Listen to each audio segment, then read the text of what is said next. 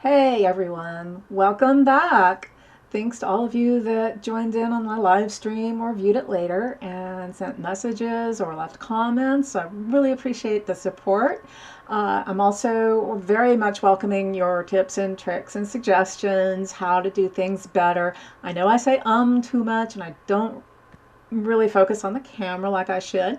It's all a work in progress and I'm getting better. Now, in my live stream, I did mention that something odd happened to me on Facebook that I'm going to cover today. And what happened was when I went to the Facebook page of this company that sells apparel that celebrates America, patriotism, and supports the military, in particular wounded warriors, wounded veterans, veterans that have returned from deployments and are struggling with some issues that are very common to veterans. So this company is called NineLine Apparel, and they market and sell merchandise that's very patriotic. That's one of their mottos, that they are relentlessly patriotic. And they have programs for support for veterans and wounded warriors and all kinds of great things. And I've got a lot of veterans in my family. I'm married to a veteran. My stepson is a veteran. My grandfather fought in World War II. So I'm very supportive of the military and, of course, our veterans that oftentimes are missing some support where it's really, really important. We're all aware of the issues of PTSD from those that returned from combat and how awful that is. But even vets that come back to normal civilian life, without even seeing combat, sometimes struggle because the life is so much different in the military versus civilian. And reintegrating to civilian life isn't always all that easy. It's a major change in how pretty much everything is done. I'm no expert, but if you care about our vets, give them some love, give them some support. They really could use it. Anyway, this website by NineLine Apparel, they have all kinds of t-shirts, cups, bags, headgear, I mean, you name it, some really cool stuff. Go out there and check it out. It's NineLineApparel.com. I will have that linked in the description, along with their Facebook page. Okay, so that's their website and some of their merchandise. Nothing terribly weird here. But where the weirdness happened, and why I'm bringing this up, is what happened on their Facebook page. I'll go over there and take a look. It's a business page intended to promote their merchandise sales, which in turn supports our military and returning veterans. So now this is what happened that was so weird. Watch this. I went to like the page and I get this. A warning from Facebook saying that this page may share content that violates our community standards. And it gives me the option to go back, or of course like the page, which I'm going to do. Whatever in the world could be on this page that might violate Facebook community standards. I don't get it. Here they have a post promoting their store, a blood drive that they're supporting, honoring a military member who rescued an American flag from the embassy in Afghanistan, hawking their affiliate program, ways to make money, helping them merchandise, sell their merchandise. I just don't see anything here that is terribly horrible. They talk about the military being required to get vaccines, some merchandise for kids, a 5K, 10K run for the wounded. I don't know. Honoring a wounded vet that had his face pretty much replaced. Look how beautiful he is. That is just amazing. So, I don't get it. Why does Facebook need to warn me about this page? I stand behind those who serve. Oh, so very scary. I don't know. I just thought that was really weird that Facebook is trying to be my nanny on the internet and warn me about things. I'm sorry, Facebook. I'm a big girl. I can make these decisions for myself on what I read on the internet and, what does and does not offend me. If something offends me, this little X in the upper right corner, I'll just click it or I'll go to a different page. Whatever. I don't know. But anyway, the reason why I got onto this Facebook page was a YouTuber that goes by the handle of Drunk3P0 in collaboration with this NineLine Apparel was marketing hats that say The Rebellion. And the story behind that goes back over a year ago when the actress Gina Carano, who played Cara Dune in The Mandalorian, started being bullied on social media by weirdos who want to control what we think and how we view the world. And it just got increasingly ugly, and he threw his support behind her, messaged her on Twitter, asked her to wish him a happy birthday, and she responded, not just with a happy birthday greeting, but with something that has blossomed into the cutest friendship I have ever seen in my life. She did a series of there are a series of videos on YouTube where he's interviewing her on his YouTube channel. Again, links in the description. Go check him out. Give him a subscribe. He's loads of fun, and he has a great community of YouTube followers that's really fun to follow. Let's see.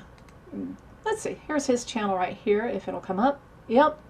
There it is. And you can go down here and see his popular uploads. Lots of videos about Gina Carano, and I won't go into the whole history of what all happened with her because it just got really ugly, and ultimately she lost her position, her acting job on The Mandalorian.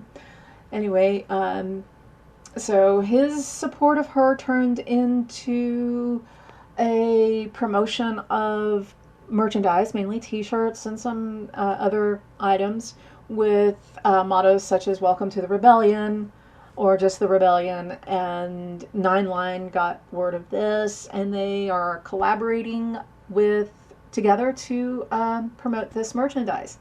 And the great thing about it is it's been a wild success, and this is just amazing. He said that, and I may be a little shaky on the details here, when they came up with this deal, they said if you can get your followers to buy at least 8 hats, as in 1, 2, 3, 4, 5, 6, 7, 8 hats, within 2 weeks, we'll call it a successful deal. And Drunk3P0, his real name is Jay, said, yeah, we can do that. And in fact, we're out to break some records. What is the record for sales in one of these types of promotions? They told him that it was 292 items sold in 2 weeks. So they gave him 2 weeks to sell 8 of these hats to his followers, and they blew it out of the water. They not only broke the record of 292 hats sold within 2 weeks, it was actually done within 36 hours. And they not only broke the record, but they sold out. You can't get these hats anymore, right now. They're going to they said they're going to restock in about a month and have them available again. And again, they will be available on the NineLine website. So, give Drunk3P0 a follow. He's loads of fun. He's associated with the Geeks+Gamers community, and they're all just a bunch of fun. If you're nerdy, geeky, anything into pop culture, things like Star Wars, Marvel, DC, comics, gaming, the whole 9 yards. If you're a nerd, you'll love them. But anyway, speaking of Gina Carano, there was another bit of news came out on her after she lost her position with The Mandalorian and Lucasfilm.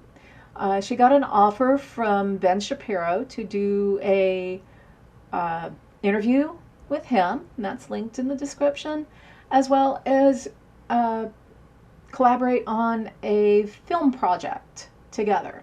and we've all been anxiously awaiting details on that, and that came out the other day. I'm a little late on the uptake here, but here we have a basic plot outline and a genre. It's an action thriller along the lines of True Grit, Duel, and Breakdown. And it's being screenwritten by Eric Red, who is basing it on his novel White Knuckle, story about a long-haul truck driver who crosses the country murdering women. And Gina will star as one of the women who got away and sets out to seek revenge. Sounds great. If Gina Carano is on screen kicking butt, what's not to like? She is seriously awesome. All right, so yeah, I'll link this piece in the description as well, so you can go and read all the details if you're interested in that. And I can hardly wait to see this film, as well as maybe check out if they're going to be filming some of this in Tennessee. And I may see if I can get over there and catch a little bit of that if it's close by. And some other updates, as I also mentioned in my live stream, I'm getting ready to go down to Orlando to visit Universal Studios and Disney World and attend the Fanboy Expo. And I'm really excited about all that. And one of the things I'm going to be doing is going to the Epcot Food and Wine Festival. We've been going every year for the past several years, and we just absolutely love it. I'm going on this first trip by myself, and then home for a week, and then Rich is going to come with me while we go camping at Fort Wilderness. I mentioned all that in my live stream. Go back and view that to get some of those details. But just a couple of updates. One of the things that was going on with the Food and Wine Festival is they weren't going to open all of the food booths, at least initially. But today they announced that 5 more Epcot Food and Wine Festival booths have opened early. That still leaves, I think, 5 that have not opened yet. But this is great news, especially since one of them has one of my very most favorite things from the Food and Wine Festival. It scrolled away on me, I guess, when it updated. And that's the Ireland booth. And it has on their menu this Guinness Bailey's shake, which is out of this world. Oh my gosh, my absolute favorite. Every visit, I get one. And then the other big opening announcement is this Lobster Landing food booth. Look at this menu. New England lobster tail, lobster chowder, and a baked lobster dip.